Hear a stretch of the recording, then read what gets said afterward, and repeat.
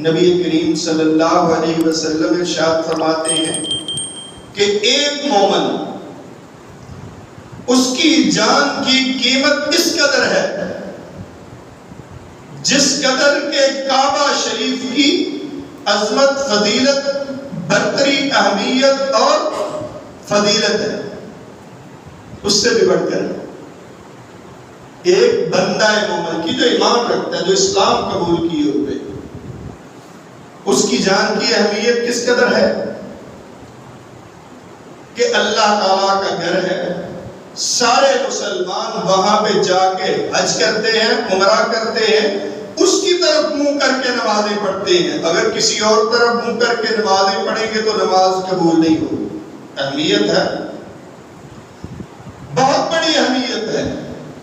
24 گھنٹے اللہ کی رحمتیں وہاں پہ نازل ہو رہی ہیں، اللہ کے فرشتے نازل ہوتے ہیں، بڑی فضیلت ہے کعبہ کی۔ لیکن انسانی جان کی فضیلت کس قدر ہے؟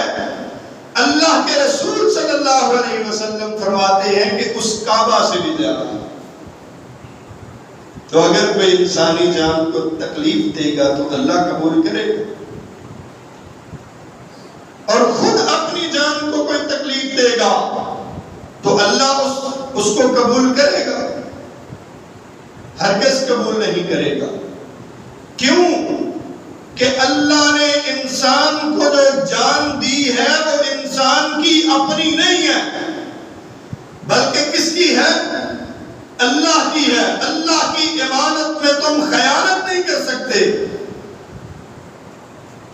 اور اس کو تحفظ دینے کے لیے جو اس نے قوانین بنائے ہیں تاکہ اس جان کو تکلیف نہ ہو، ان کو ہم نے فالو کرنا ہے، ان کی تابعداری کرنی ہے، اس کے مطابق اپنی جان کے ساتھ سلوک کرنا ہے۔